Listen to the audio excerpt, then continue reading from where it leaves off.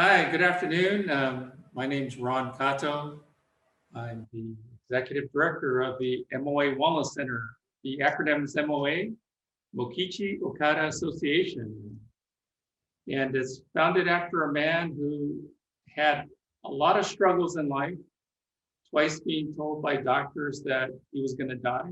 He overcame that and suffered through bankruptcy, losing his wife in childbirth, and through all that suffering, never lost hope for a better life. And I guess once when he discovered that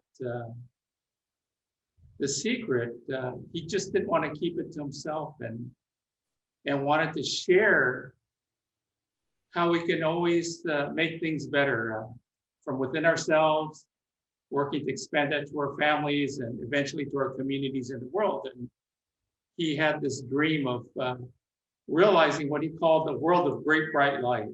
And he said, in a world of great bright light, there's not going to be any disease, poverty, or conflict. And we see in today's reality, there's so much, we're afraid of the coronavirus, the unemployment, the tensions with the social injustices, the conflicts, and it seems like the world's sort of spiraling out of control. But there really is that hope, and hopefully through today's tea ceremony experience, which we're going to try for the first time virtually, here with Michelle, who is in charge of the Sharing Tea, Sharing Hope project, which is being funded by LA County's Department of Mental Health.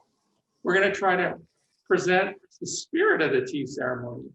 And please remember that this is a really summarized form. I'm making it simple to be able to practice anywhere, but yet trying to convey that spirit of the tea ceremony, which we hope that you'll be able to assimilate and have in you as we finish this session. In the tea ceremony, there's two expressions that have become associated with that. One is ichigo ichie, and that means a once in a lifetime meeting. What is that? If you're going to meet that person only that one time, okay, how much love are you going to put into that encounter? So that person that you're meeting is going to feel gratitude for that, and that exchange of that love and that gratitude with that once in a lifetime meeting opportunity. And there's another expression associated with the tea ceremony, wake seijaku. And if you're really interested in these, just email and we can send you the characters with the translations. But translated, it would mean harmony, respect, purity, and tranquility. That is the spirit, not only the tea ceremony, but for each of us to realize that we're part of something greater, part of nature's cycle. And that if we can, respect nature, observe all the teachings that are being shown through the manifestation of nature, and try to align our lifestyle, we can see how so many things can change with that desire to seek of living in harmony with nature. Unfortunately today, our society, we're just thinking about me, my benefits. What do I get out of it? And it's just, splitting us all up. And it's not about conquering nature, the resources for myself. It's about living in harmony and sharing it with everybody.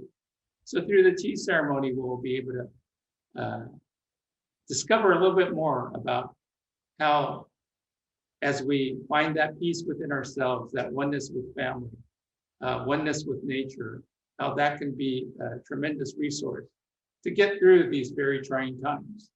Okay, so with that said, I'd like to introduce you to Michelle, who's going to explain a little bit about the project and what we're going to be doing today. Michelle. Thank you, Ron. Thank you, everybody. Dr. Carolyn, so good to see you. Thank you for joining us. I have to give Dr. Carolyn a lot of credit for introducing me to Ron and MOA and further inspiring me to pursue this crazy idea, which isn't so crazy anymore, but sharing tea as a way of connecting, of being in that moment with another person, as Ron had explained, and having a genuine human connection, because I feel we're in a society where we're not able to have that genuine human connection. And even now it's compounded by the pandemic, by the times that we're in these last 8 months. It certainly has been a roller coaster, but I hope that some of you are finding ways to stay calm in the moment and to reconnect with what's important. And just to give you a little short summary though, Sharing Tea, Sharing Hope was meant to be a live project where I have a cart that's certified to go anywhere in LA County. We set up stands like this and physically share tea Gong Fu style. And Zoe here is one of our community listeners. So the point of sharing tea was also to be a good listener and to have that moment and to give respect to the guest. So we were going to be at different events like Chinese New Year, which we did, firecracker run on Chinatown in Temple City, and at 626 Market, Koreatown Market, all these wonderful ceremonies and events that we have in Los Angeles County to bring our API community and allies together. So this is a really interesting iteration, and I actually am very, I was actually really anxious to get this started, but I'm so amazed that we have people from as far as Hawaii and the Philippines. Amanda, hi Amanda. Thank you for joining us. Oh, Jeannie, nice to see you. Roque, thank you so much for your counsel. And I wanted to ask, ever since the pandemic has kind of put a close on everything, we've been slowly reopening, and everybody's trying to figure out how do I operate in this new way of being. And I have to be honest, when I first started this project, I always thought, how am I going to feel comfortable about reaching the idea of talking about mental health? And especially in our communities, in our immigrant communities, where there's stigma, there's probably not always an understanding of what mental health is in the Western context. But what I find really important about this moment is, for me, is about connecting to traditions and to my family and my community and my memories, about belonging, about having a place to be, and a lineage and tradition. Because I think in times that are rough, like now, where everybody's feeling it, it's not just one country or one set of people. I am just so thankful of having a tradition of tea that we can share universally from many of our API communities, Asian Pacific Islander communities. So here we are. How are we doing? How are we really doing? It's been a challenge to maintain our physical health, but it's also our mental health that we should address. Oh, Japanese. This is Michelle, my acupuncturist. No. Hi. So I wanted to ask, if I know that in times past, whenever there's issues about mental health, it's usually kind of put aside, or we're expected to just pull ourselves up by the bootstrap and just, get with it. And, I just feel like right now is really an amazing moment to say, just to ask, yeah, I'm feeling a little depressed or anxious. And I think we all might have a little bit more compassion to say, yeah, I think I understand you. So it's a very unique moment in time. I did not expect it. And all of us has had to pivot. But,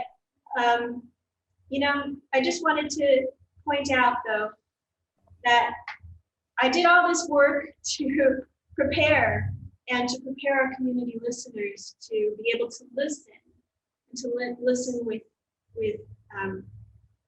compassion and integrity.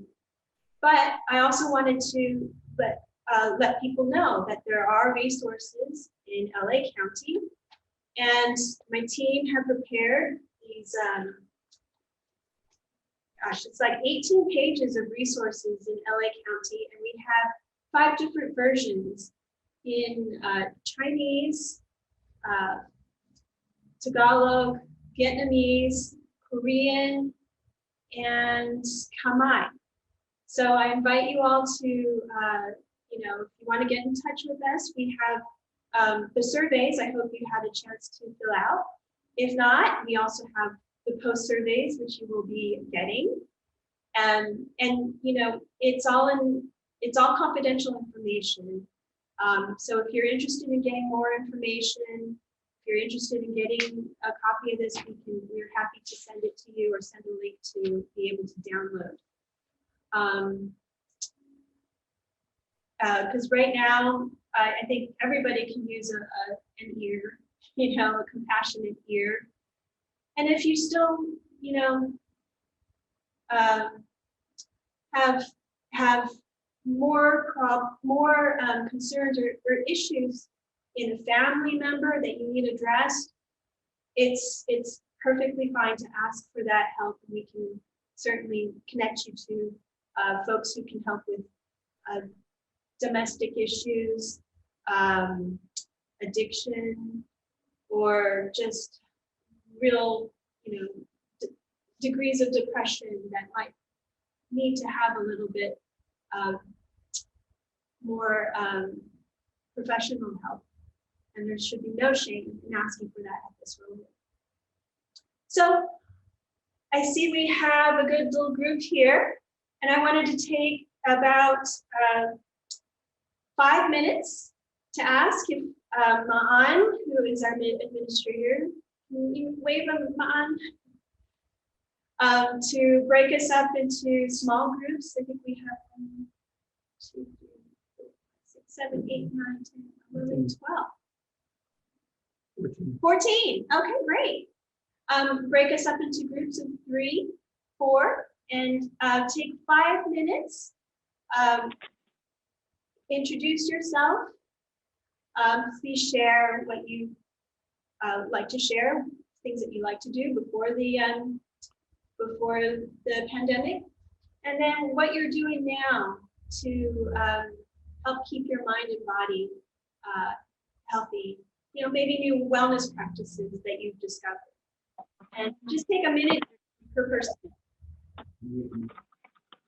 All right, so you can unmute your mics. And you'll see a little box you can click on.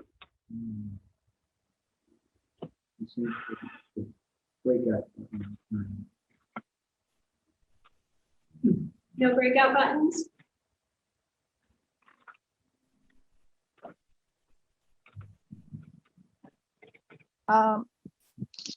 Michelle, I don't have the Got that? breakout button.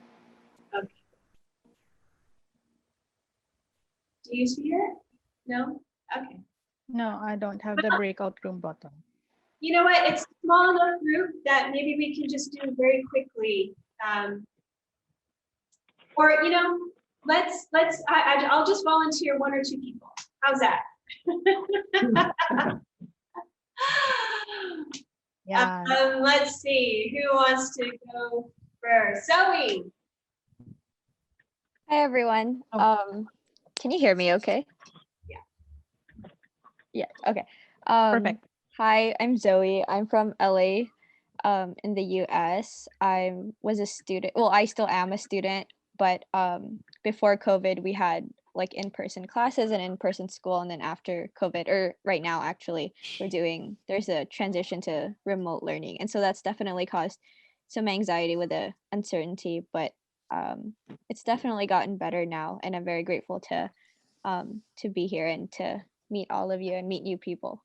So. Great.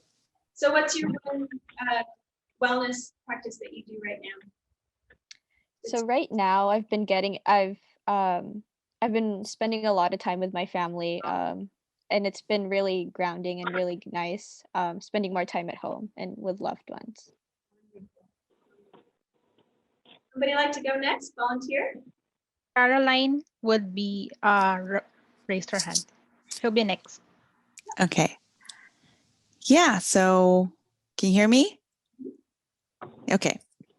So I moved to Hawaii like before the pandemic hit, and I think the things that have stayed consistent with, you know, even during the pandemic is being able to go out in nature, like go out in the water and go hiking.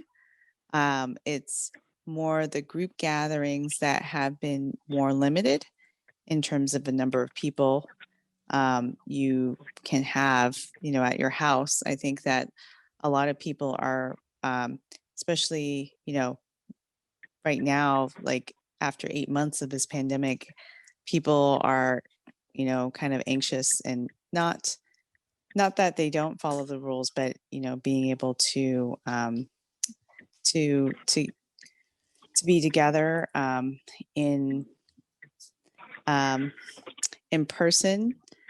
I think people are craving that. So having these virtual events, I've been doing virtual retreats online, can help with those patients who are immune compromised and have risk factors. I think that a lot of people who are scared, they aren't able to have the same interactions that I'm having with, you know, my pod.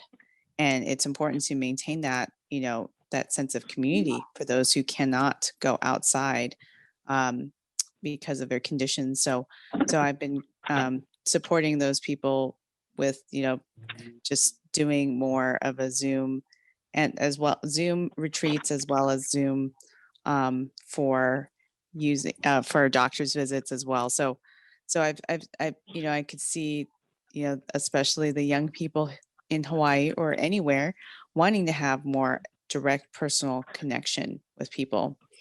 And it's very hard. So I see very different needs for 2 different populations.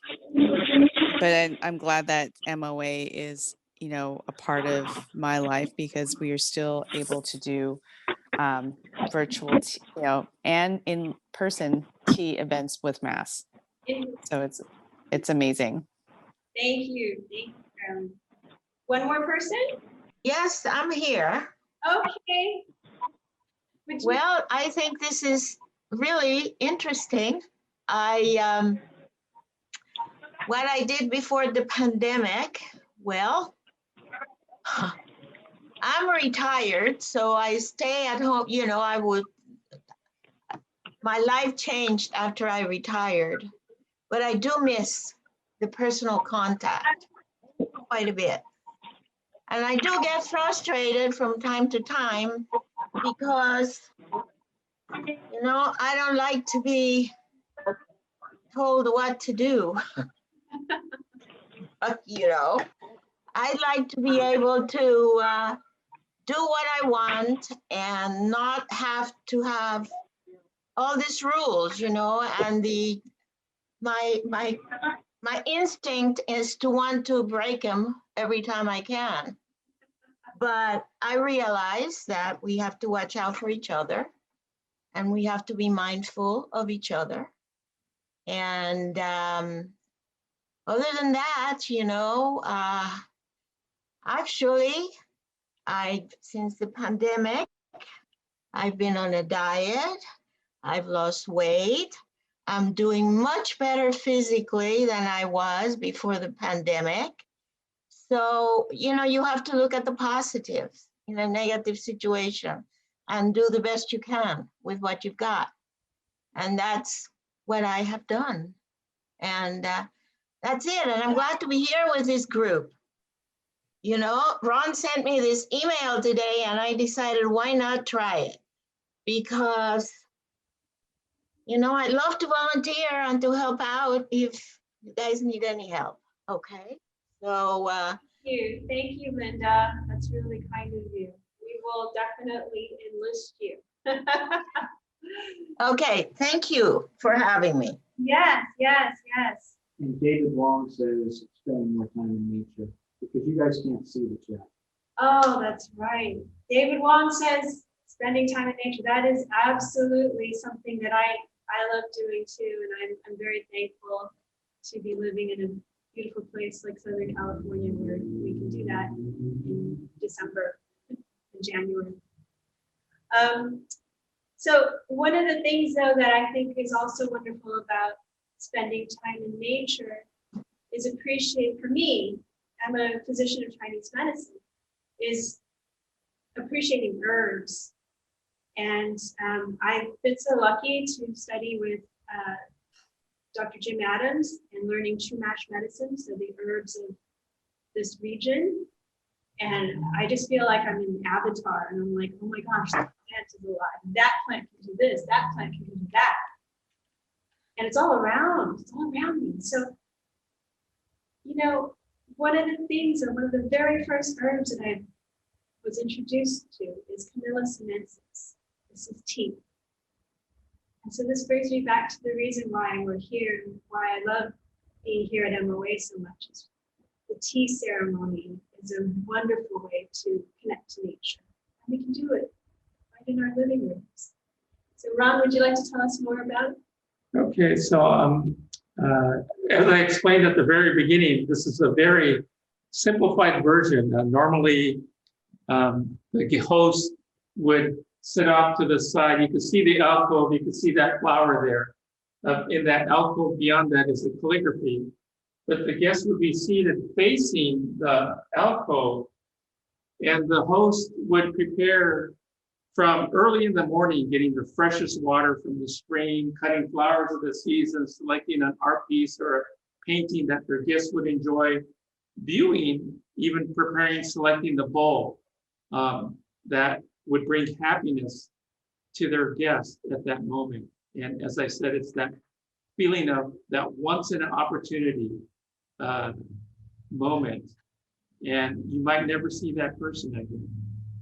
That's all that love that goes into the preparation and the preparing of the tea. And I'll have Teru, who's the staff here at MOA, do the tea ceremony. I'll go off camera and I'll be explaining as he's preparing the tea to serve to Michelle. Okay.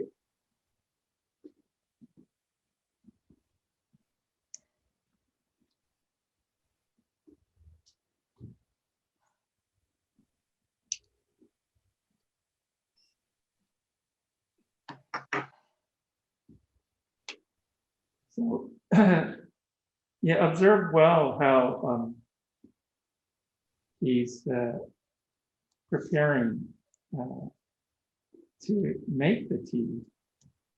It's, trying to follow all the hygiene guidelines. He has his gloves on. And so the first part of the ceremony, he's gonna be purifying each of the utensils. And it comes from the Wake sage after that third character of purity. And it's not only purify the utensils, but in a sense, purifying his spirit at that moment, thinking of making the best tasting tea my friend or the guest is going to be drinking up to that point in their life. So if they never met again, there's no regrets. They spent that best moment together, that once in a lifetime. So as he's purifying each of the utensils and preparing their spirit to make that best tasting tea. In that sense, even our atmosphere around us is being purified. And as you can see in front of Michelle, there's a sweet. And Michelle, at this time, you may enjoy the sweet. A sweet is served before the tea so that there could be balance between the sweet and the bitterness of the tea as one's enjoying the tea afterwards.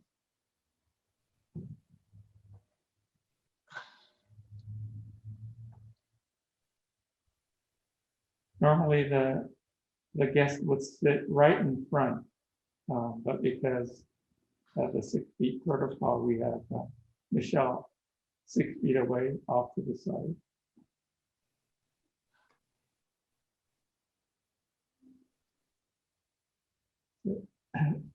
As he's preparing the tea bowl, you can see that there was on the other side facing Kedu is the design of Mount Fuji. That's the front side of the tea bowl. And there's significance to that because when Michelle receives the bowl, I will instruct her to turn it a few times, like clockwise.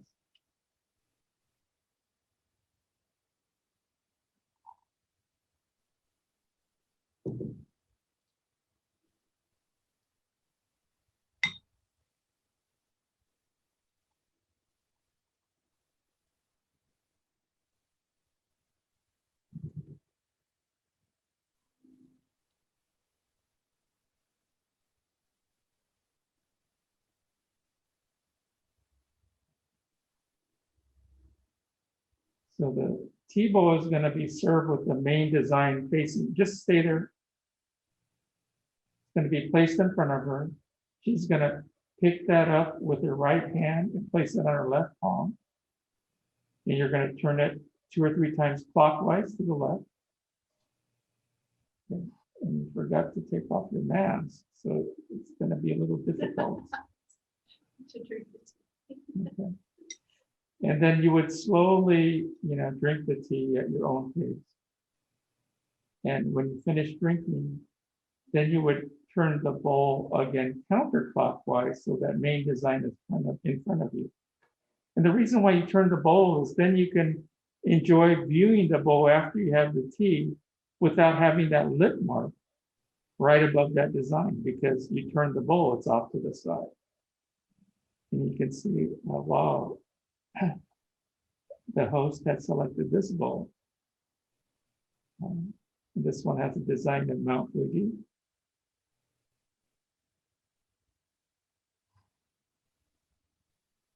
So now you can enjoy the design without that lip mark on top. And then you would place it, when you're done, place it back on the table. And now after the guest drinks the tea, then the host is going to clean not only the bowl, but all the utensils that were used in the tea ceremony. And the reason for this is that it's a dedication from getting up early and getting the freshest water from the stream, all the way towards even, cleaning up afterwards. You don't leave the dishes for somebody else to clean. No, it's my dedication thinking of your happiness. And so, all of these sentiments are going into the preparation of the tea.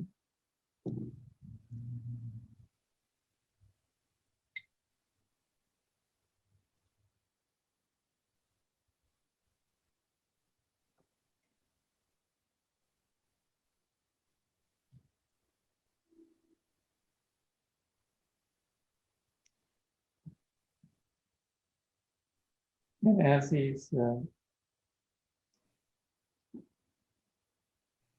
cleaning the utensils, you can observe how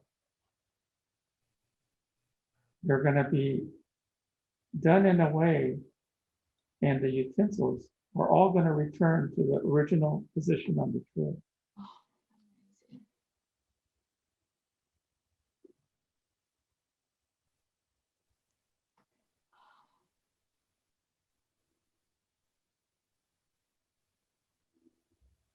This is where the utensils started. The utensils were purified, the tea was served, it was enjoyed, the bowl was returned, it was clean, and the utensils returns to its original position. And it's as if, okay, this moment is like a mini cycle. The tea ceremony teaches us that Mother Nature is our master teacher. And in Mother Nature, as we observe it in the day-to-day, we see that we live through a series of endless cycles: the 24-hour day and night cycle, the 4-season annual cycle. Oh. But, okay. And so this moment has a beginning, it has an end. Thank you, David. And it all comes to a conclusion. It's this one moment is a mini cycle. And also, one of the things about the tea ceremony, as we're observing nature, it's to help us realize that, at the beginning I talked about being in oneness with nature, but feeling that oneness and to know that in the natural course of life, we each take our first breath at birth, and with absolute certainty, at one point we'll take our final breath. And that is completing our physical life cycle. But if our life was just about our physical existence, there wouldn't be much meaning. And there's a spirit within our body, and that spirit has eternal life. So if we can live the moments in our day-to-day, doing things with love, thinking of the other person's happiness, naturally, that person is going to feel gratitude. Now, these sentiments are going to be exchanged on the spirits. And these are going to be our eternal treasures that we're going to take on the course of our eternal life. Unfortunately, we get so caught up in our material existence, going to work, doing things, making money, accumulating things. But if that's the sole purpose of living, and we're not enjoying the moments with the people that we love, when it comes time for our spirit to part, our spirit's going to be empty. And we can't take any of our material possessions with us. And it's going to be too late at that moment, thinking that, oh, I wish I had said that. I wish I would have done that for that person. But if we live in that spirit of Ichigo Ichie and do things with love with each opportunity of meeting with people, our spirit is going to be so filled with the gratitude that when it's ready for us to part, there's not going to be any attachment to want to stay on longer. We can go on. And so this is, what our tea ceremony is trying to, through the tea ceremony, we see the value of really being able to focus on the importance of the unseen, the importance of seeing nature as our master teacher, not wanting to conquer it, extracting the maximum amount of resources just so for my benefit. No, it's there for us to be able to harvest the resources and to be able to share it with one another. And it's the sharing that will bring greater harmony into our lives. And so it's a very simple way, and it doesn't need the Japanese utensils to do the tea ceremony. But if we could remember that anytime we're meeting with somebody, whether it's for coffee or for tea, that, hey, if we see this as a moment to be able to connect and to share the love and the gratitude, how much more it would mean to the purpose of us existing here on this earth. And so this is what we would like to share through the tea ceremony, and hopefully we can carry on the spirit through the Sharing Tea, Sharing Hope project. Thank you. Thank you, Ron. So I'm so thankful that we have this opportunity to be here. This is the first of a series of 6. And the goal of Sharing Tea, Sharing Hope was to be able to share different traditions of tea from different API communities. So our next one will be with the Filipino community in December. So please, please, please be sure to leave your email address and your information on our survey, or at least on our website. Sign up. We will send you the link for that next one.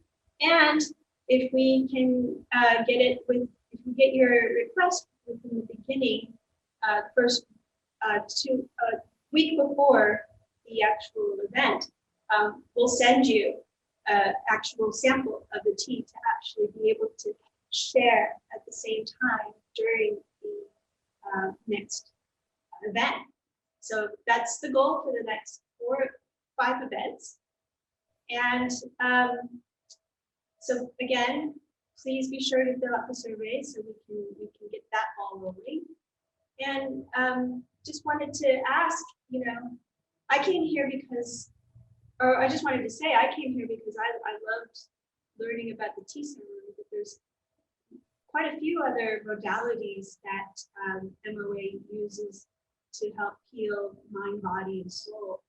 So can you tell me a little bit, Ron, about the modalities that you also use here? Yeah, we have what we call the Okada Wellness Program. And health isn't just being symptom-free to Mr. Okada. Being physically fit is important, but also emotionally and spiritually. And all of that is connected. Mr. Okada talks a lot about lifestyle.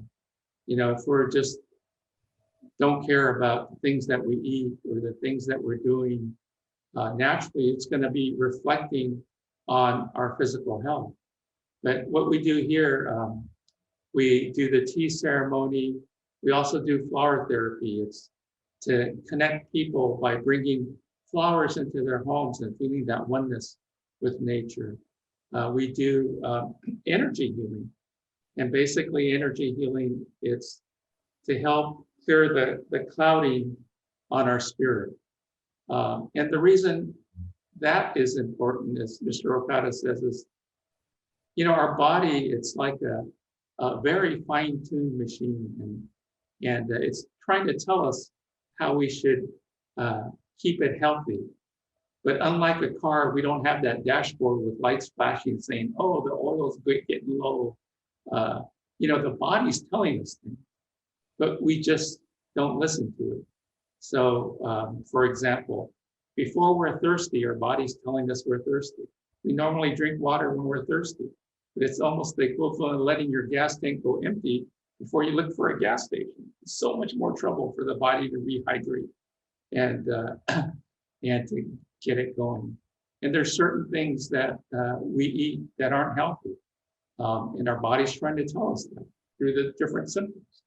But we don't listen because, oh, it's so good, it's so sweet, I love it. And we just, don't know when to find that proper balance.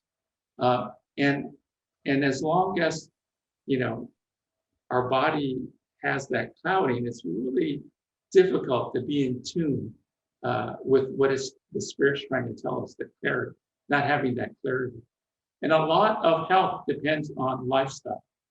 So it's, what we eat. Mr. Okada, the third major activity promoted, he was the originator of organic farming in Japan. And we have a nature farm in Fresno. We bring fruits down every year. This year was a little harder. to distribute. And annually we have a stone fruit jubilee where we invite organic farmers from the Central Valley to have their fruits on display. People come and they can purchase pies made out of organic fruits, ice cream made out of organic fruits. All these, there's music, entertainment on the farm and getting people in contact. So what we eat is important. How we take care of ourselves, being in contact with nature, as Dr. Wong was saying, being in nature, finding that connection and energy healing that we do. We haven't been able to do that here because of the closeness while we've been closed, but hopefully when we open up, these are the other therapies that we offer here. And trying to get people to see how important it is to change their lifestyle patterns, because that's the input. The symptoms that we're feeling is the output. Taking medication to stop the symptom, if we don't change the input, would only make it worse later on down the line. You're going to need stronger medication.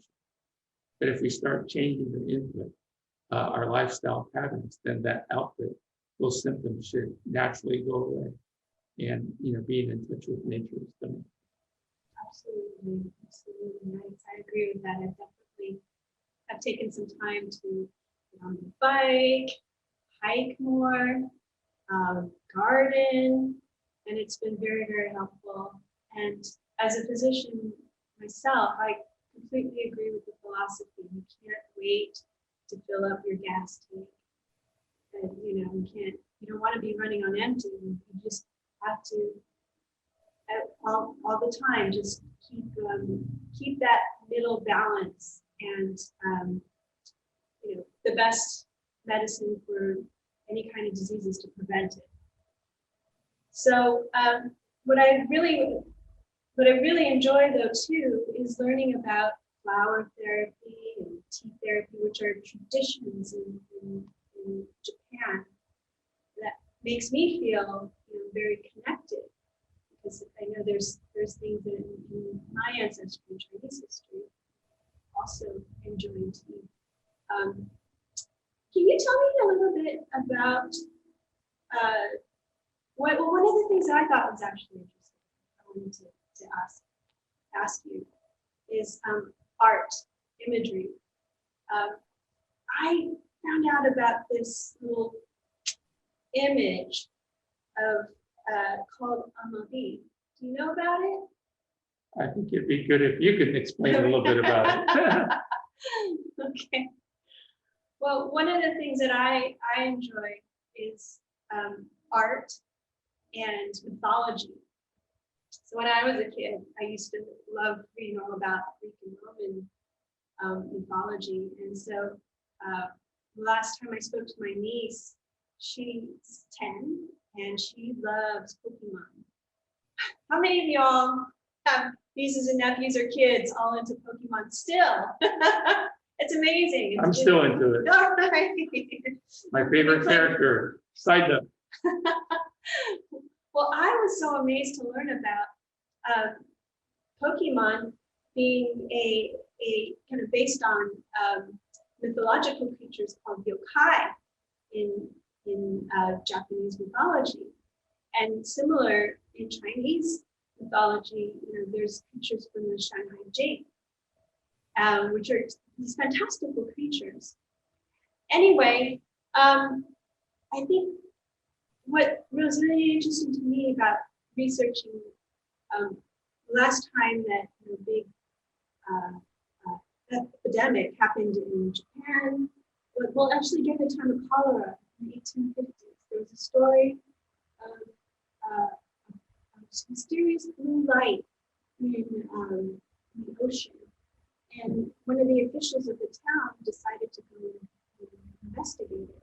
And out popped this amazing creature with 3 legs, a beak, flowing hair, and scales like a fish. And she's known as the Amabi. Has anybody seen the Amabi or heard about it? Anybody here? Yeah, Taru? Okay. So she told the official she sees that there's going to be 6 years of a good harvest. Things will be great, and then there'll come a pandemic. However, if people know about her and draw her image and share the image, people will be safe from illness. And so when this started to happen, people in Japan remembered this story and started sharing imagery and art, and it became viral. People shared it all over social media. And I think, you know, in a way, I think it was really wonderful to see people share their artistic expression, but also have a feeling of shared hope because of this story, because of this tradition of being able to know that, you know, things like this have happened before in our history, and we're very lucky in Asian history to understand these cycles. And this is perhaps why in Taiwan, in China, in Korea, they took this very seriously and took health measures where everybody masks. And is that Nado? Okay. Yeah, I'm here. Hi. Hi. So I wanted to say thank you for coming. I wanted to ask if you had anything else you wanted to share about that. Nado is a wonderful art therapist. No, I'm sorry I came in a little bit late, but I did get to enjoy watching the whole ceremony. I appreciated it. I'm also a student of tea myself, and at home I do table tea like you are right now. Yeah, and it's just really what Ron said, resonated with me about just kind of making the tea, for a person with oil, intention to, make it good, make it tasty for that particular person. And that's what my master also says too, and do whatever you can, prepare and make that intention very transparent and clear. So there's no really language to, communicate all those intentions, but like action, oyo osaho, right? Your behavior, your action kind of speaks for itself. So it's the spirit of also, caring, I guess. Yeah. Which is so important during pandemic, even virtually. Yes. This is what drives me to do this, even in a brand new format. And because I care about what's happening. And, I wanted to share one other thing that I think has been helping me, and that I've also discovered as somebody who is learning about different cultures in our API diaspora. But when I was a kid, I had a best friend who was Japanese, and she taught me arigato. And what I thought was really interesting was learning another way of saying thank you. I wanted to ask, because I can never say it quite right. How do you say thank you? Well, it's not exactly thank you, but it's like thank you for your efforts. It's otsukare-sama desu. Otsukare-sama. And it's thank you for that effort that you're putting in, in a way, making yourself tired. So that's an expression that is commonly used, otsukare-sama desu, when they see you doing things for other people, making that effort. So as Madhu said, it's about making an effort to showing that you care. And I felt this was something that, you know, if people just say that, you know, commonly, it means that everybody has like a role, place in society, and it's important. So if you're a janitor, you're making something so clean so that people are comfortable and that, you know, the janitor is showing care and people who are enjoying the space are appreciative.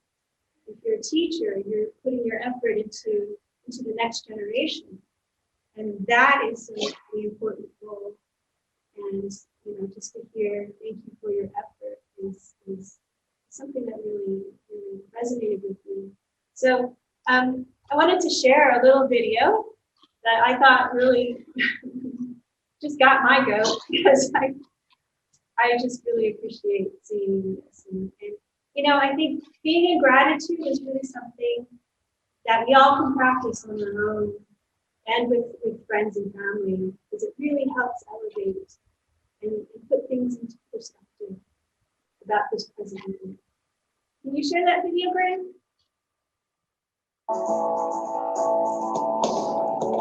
Hello, my name is Laxmi Natamia. I'm Dr. Lauder's mother. I live in Philadelphia. I would like to thank you for your hard work, and some of my friends are participating to thank you together. Thank you for working hard. Great job for you.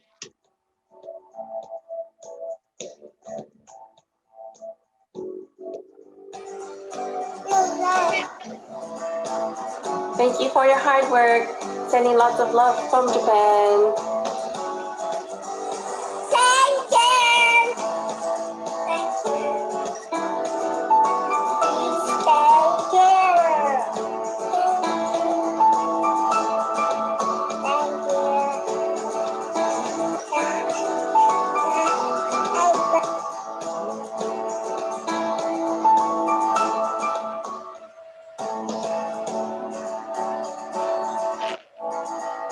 So we'll put a copy in the chat for you if you're interested in sharing that. But, you know, I just wanted to ask if folks wanted to share a little bit about how saying thank you makes you feel, or if you have a gratitude practice that, you know, what does that look like? How can other people do the same? Anybody like to volunteer? Madhu?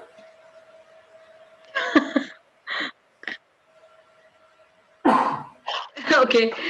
So what I learned from tea ceremony is just acknowledgement, you know, like each little step, and noticing, you know, whether it's flowers that's been prepared for guests, or choreography, or, you know, even the set of, you know, tea utensils and how they go together.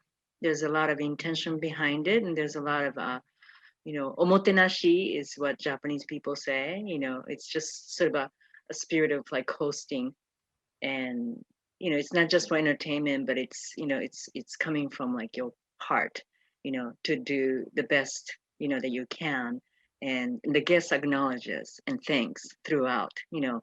And when you start practicing tea ceremony, it seems so formalized, and, you know, I'm more of a free spirited person, so I didn't like it as much, you know, like, oh, I have to say thank you and I have to, you know, bow at the cue, but it makes sense. It's sort of a refined way of, you know, the ritualizing way of really acknowledging each other, and making that, you know, very important connection with each other.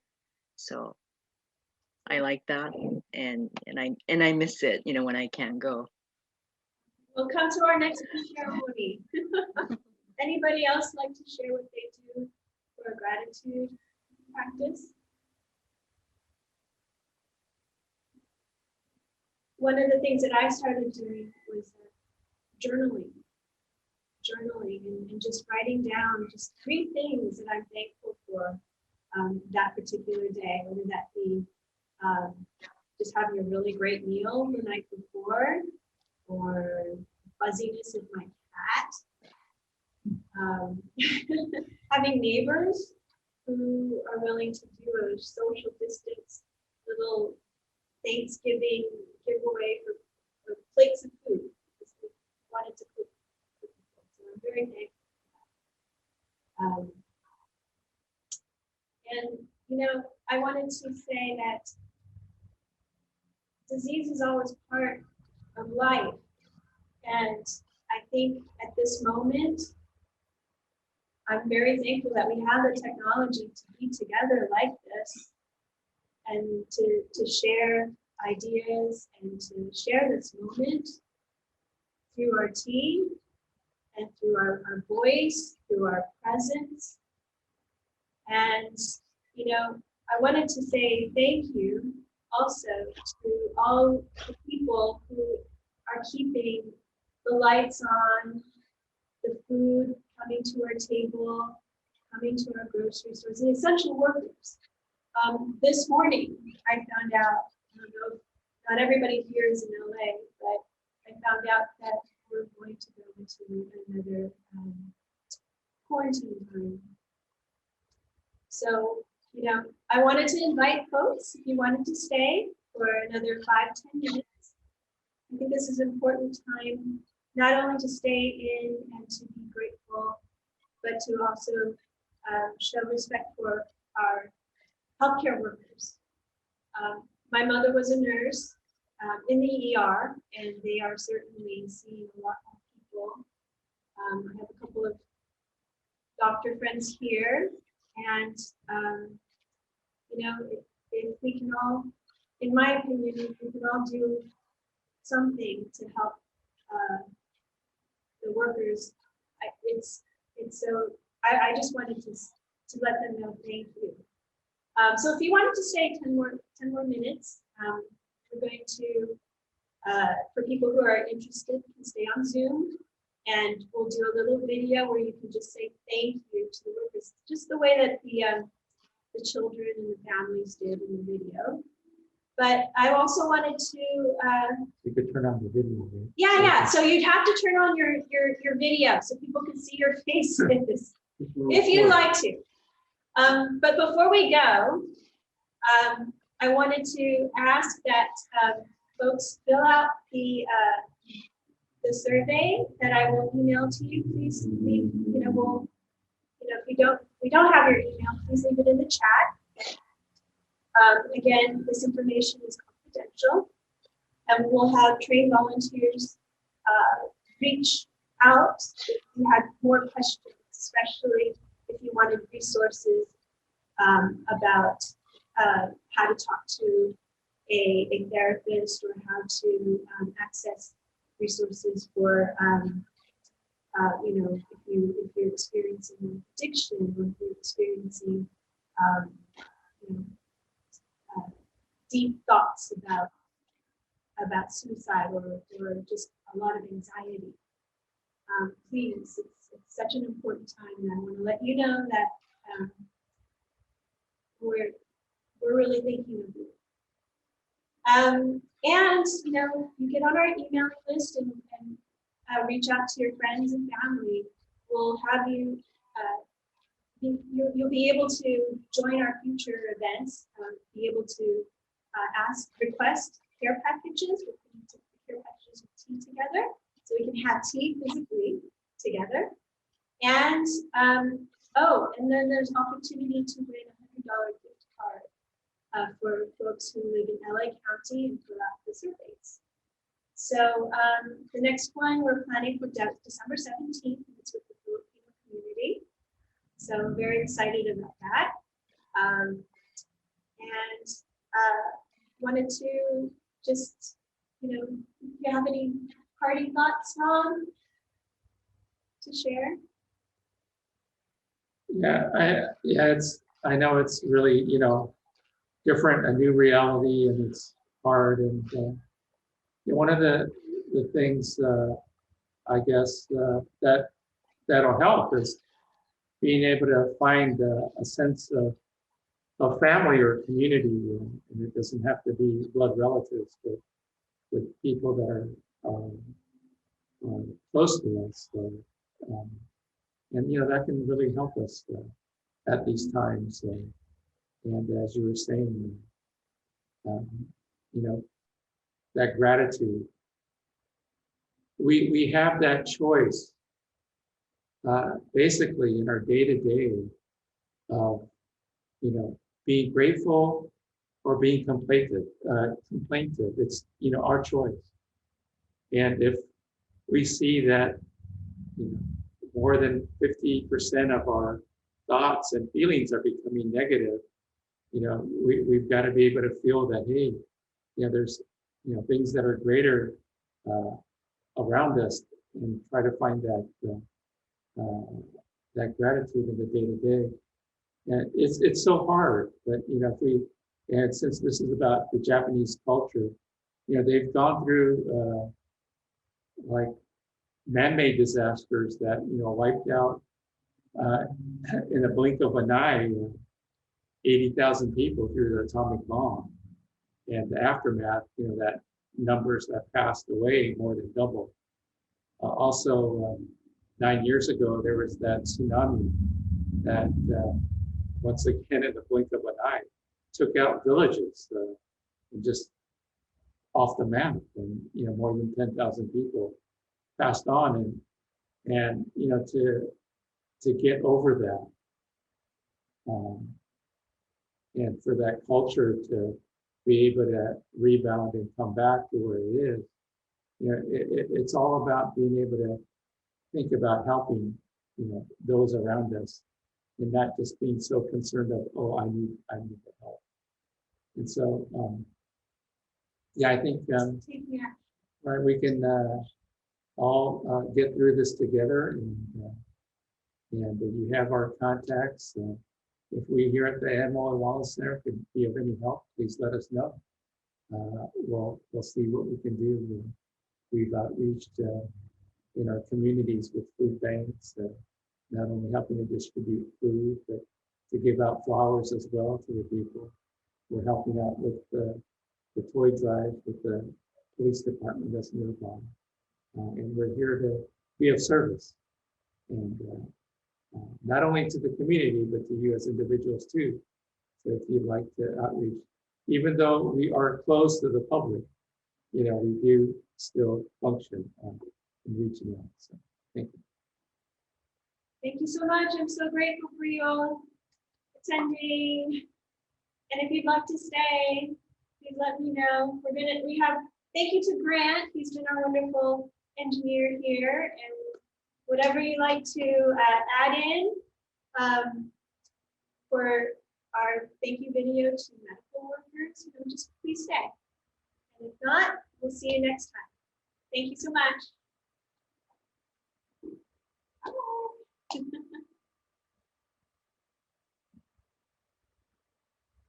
Thank you, Roque. Who else is gonna stay? Amanda. Hey, Amanda. Amanda, turn on your camera. Let me see your beautiful face. You guys don't want to see my face.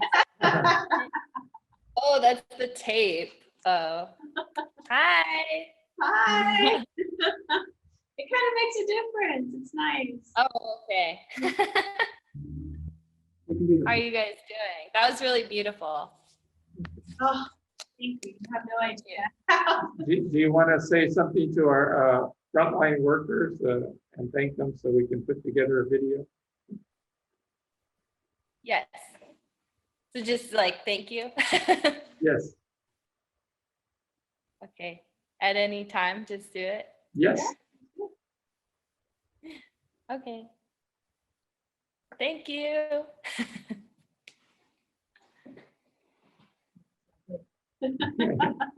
Roque, would you like to say something next? Alert audio now unmuted. Hi. Thank you for sharing the tea ceremony and reaching out to people with mental disabilities. I know it's been a very challenging time for all of us. And I know it's taken extra efforts for all of us to find that place of well-being at this time. And I know that I've been carrying a focus of concentration to aid myself to dissolve those things which arise, which can bring about challenges in our view. So my mantra I've been working with is a dissolution, and it's to clear obscurations of a pure view, a good view from the heart, basically. So I'd like to thank you for sharing the tea ceremony with us today and bringing about awareness for mental health issues. And I really do appreciate all your efforts. Thank you. Linda? Linda, are you there?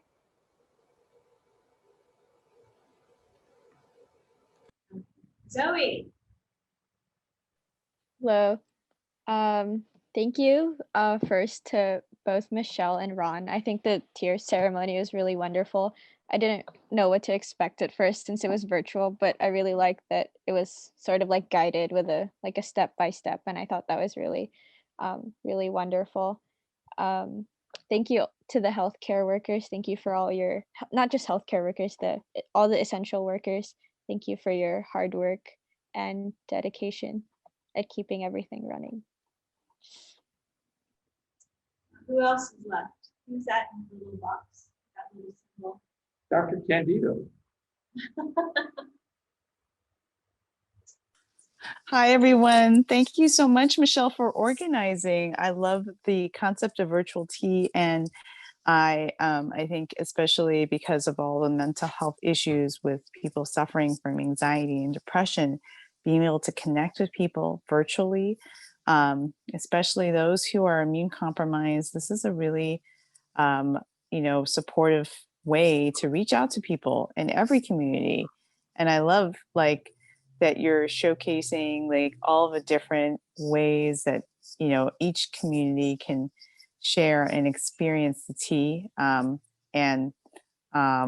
really love the fact that you guys aren't letting the pandemic stop you guys from sharing this, sharing hope with people, so we can share our stories.